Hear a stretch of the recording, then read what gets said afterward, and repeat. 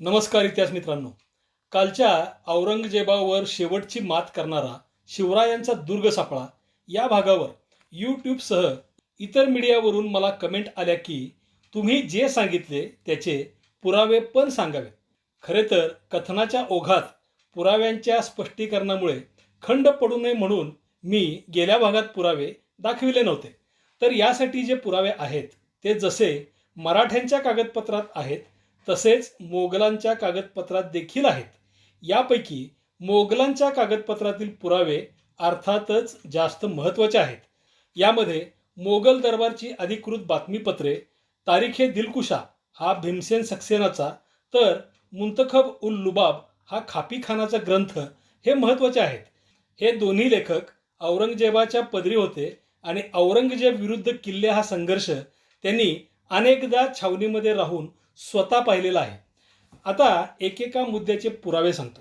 पहिल्यांदा शिवरायांची गडांचे महत्त्व सांगणारी जी वाक्य आहेत ती पाहूयात. शिवदिग्विजय बकरीमध्ये सर्वांचा निर्वाह आणि दिल्लींद्रासारखा शत्रू उरावर आहे. तो आला तरी नवे जुने 360 किल्ले हजरीस आहेत. एक एक किल्ला वर्ष लढला तरी 360 वर्षे पाहिजेत. तर 91 कलमी या शिवरायांच्या पदरच्या अधिकाऱ्याने लिहिलेल्या बखरीमध्ये औरंगजेबासारखा किल्ल्यावर चालून आला तरी एक वेळ चिंता नसे. किल्ल्यावर सामान पोक्त असल्यास औरंगशहाची उमर गुजरून जाईल ही वाक्य आहेत. छत्रपती राजाराम महाराजांच्या मृत्यूची वार्ता कळल्यानंतर मोगल छावणीतील आनंदाचे वर्णन खापीखान याने केलेले आहे. ते असे: राजारामाच्या मृत्यूनंतर औरंगजेबाने परमेश्वराचे आभार मानले, शहादाने वाजविण्याची आज्ञा केली. सर्व मोगल बादशहाचे आणि परस्परांचे अभिनंदन करू लागले. संभाजीला मारल्यानंतर दख्खनमधील युद्धाचे मूळ नाहीसे झाले होते असे मोगल म्हणाले होते. राजारामाच्या मृत्यूनंतर मोगल म्हणू लागले, या दुष्ट मराठ्यांची पाळेमुळे नाहीशी झाली. राजारामाच्या मागे आता लहान मुले आणि निराधार बायका राहिल्या आहेत. त्यांचा निकाल लावणे म्हणजे अगदी सोपे आणि क्षुल्लक काम आहे. मोगल दरबारच्या बातमीपत्रात कोणत्या गडाला किती महिने मोगलांनी वेढा घातला होता ते नमूद आहे आणि ही माहिती पुढील प्रमाणे: अजिंक्यतारा गड 5 डिसेंबर 1699 ते 21 एप्रिल 1700 4.5 महिने. सज्जनगड 7 एप्रिल 1700 ते 9 जून 1700 2 महिने. पन्हाळा ऑक्टोबर 1700 ते 21 मे 1701 7 महिने. विशाळगड 7 नोव्हेंबर 1701 ते 6 जून 1702 7 महिने. सिंहगड 30 डिसेंबर 1702 ते 15 एप्रिल 1703 3.5 महिने. राजगड 18 नोव्हेंबर 1703 ते 14 फेब्रुवारी 1704 3 महिने. तोरणा 23 फेब्रुवारी 1704 ते 18 मार्च 1704 1 महिना. ही झाली मोगलांनी कोणत्या गडाला किती महिने वेढा घातला होता त्याची माहिती. आता मराठ्यांचे गड घेण्यासाठी मोगल मराठ्यांना रकमा देत होते त्याचे पुरावे असे आहेत.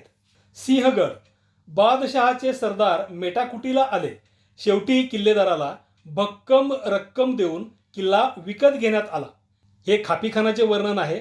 तर तरबियत खानाला आज्ञा केली की कोंढाणा लवकर जिंकून घ्यावा. खानाने किल्ल्यातील लोकांशी बोलणे लावले आणि त्यांना भक्कम रक्कम चारून किल्ला ताब्यात घेतला. हा भीमसेन सक्सेनाच्या ग्रंथामधील उल्लेख आहे. पन्हाळ्याच्या किल्लेदाराबरोबर बोलणी चालू होती. शहाजादा कामबक्ष आणि तरबियत खानाकडून किल्लेदाराने भक्कम रक्कम घेतली, अभय मागितले आणि पन्हाळा व पावनगड किल्ले खाली करून दिले. खापीखानाचा ग्रंथ.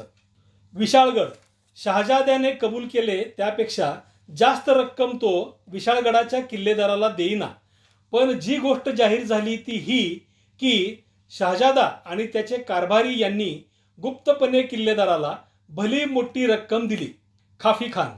बादशहाला चौकशी केल्यावरून कळून आले ते असे: अनेक किल्ल्यांना बादशाही सरदार वेढे घालीत, शौर्य गाजवीत. शेवटी किल्लेदाराला भक्कम रक्कम देऊन बादशाही सरदार ते किल्ले आपल्या ताब्यात घेत. किती रक्कम देण्यात आली हे समजले की बादशहा त्याच्याकडून तितकीच रक्कम किल्ला काबीज केलेला त्याच्या त्या सरदाराला बक्षीस म्हणून देई. खापीखानाचा ग्रंथ.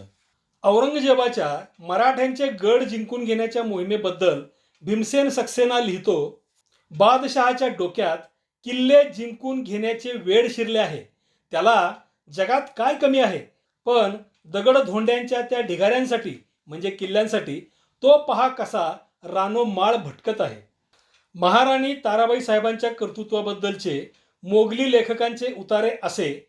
रामराजाची म्हणजे छत्रपती राजाराम महाराजांची बायको ताराबाई हिने विलक्षण धामधूम उडवली. त्यात तिचे सैन्याच्या नेतृत्वाचे आणि मोहिमांच्या व्यवस्थेचे गुण प्रकर्षाने प्रकट झाले.